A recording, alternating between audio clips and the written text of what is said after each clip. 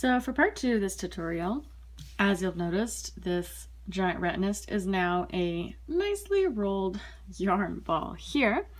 And to start your work, you're going to do what is called in the industry as a cast on, which means you're going to end up with a bunch of stitches on your needle ready to be worked. I like to do the long tail cast on, which is literally how it sounds, where you start with a long tail before beginning your cast on. So I just start with an easy, simple slip knot. And there are many tutorials online for how to do this, but I will slowly show you as I knit the first few.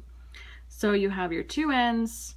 I like to grab them this way, put your needle through the loop here, pull this one through, and then tighten it on your needle. I'm going to be a little bit more fancy. I like to swap them and keep going. And the reason for this extra swapping action, let's try that again.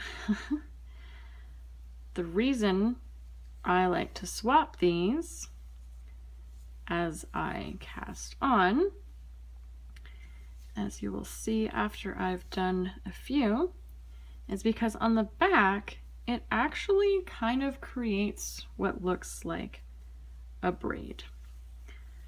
So if you're doing this for yourself, it's always fun to try new things, but as a gift it also makes it a lot nicer.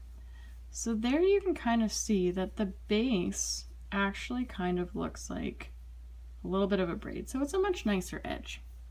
So what you're going to do is you're going to repeat this step. If you're using these yarns and these needles and this yarn, I recommend that you cast on anywhere from 60 to 75 to end up with a relatively square piece if you're using one ball of yarn. And if you're using two balls or more, then of course it ends up being a rectangle, but it's that perfect size for a small crib. So I am going to cast on the rest of these and show you how it's done.